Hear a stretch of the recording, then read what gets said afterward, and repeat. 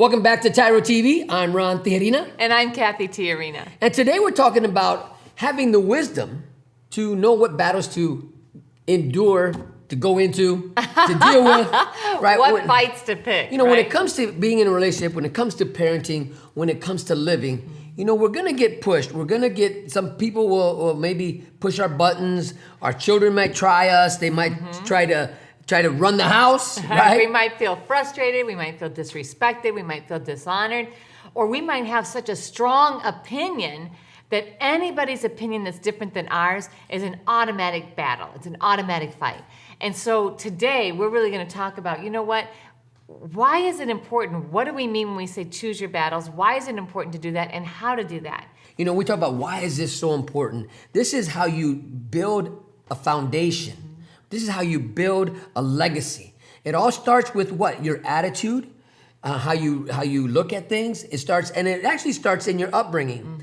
If you've had a bad childhood, or if things have happened traumatically in your life, and you go into your adulthood and you never dealt with some issues, this is trauma, and you're going to bring it into your relationships, and you wonder why you never. Because there's a lot of fellas out there, come on, who just can't seem to have one relationship or one healthy relationship, and they always end up in divorce, breakup, in debt, a family court, somewhere where it just doesn't seem to work for you.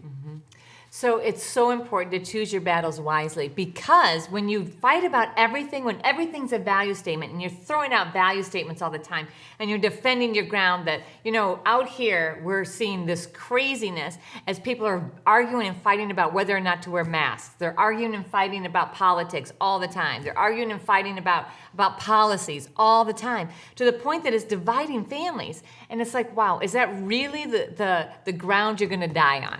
And so that is eroding your relationships and eroding trust and safety in your presence. If every time I saw Ron, that the first thing he said was, hey, why are you wearing that? Hey, what's up with your hair? Why do you look like that? Hey, I got to talk to you about that. I really don't. I saw he drove the car yesterday, and it was constant criticism, always wanting to fight and argue and throw out value statements. Would I want to spend any time with him? And that's a I key would word. not. Listen, dads, one of the things that the culture of the penitentiary produces is this respect before love attitude, right? Honor before dishonor, right? And not even earned, but demanded.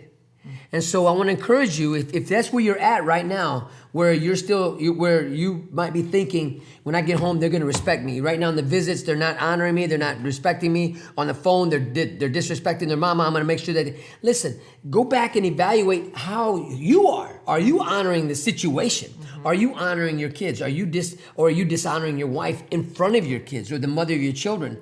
Are you talking bad about the mother of your children to your kids, right? Because what comes around goes around, right? So we really want to encourage you. And yes, I said that really a lot, because this is so important.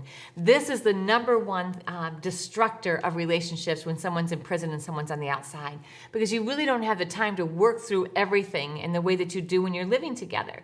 And so if you cannot agree to disagree, if you cannot set those disagreements aside, if you cannot self-regulate and focus on the areas that you really agree on, you're setting yourself and your family up for failure. When you find that voice, it's got to be a healthy voice. If you always have to scream and yell to get your point across, that's not healthy. That's immaturity and insecurity. And it's really showing how weak you are. Right? It's putting poison. You're injecting poison into your family. And it's time to stop doing that. And you can easily stop doing it by doing those three things. Don't forget them. Self-regulate.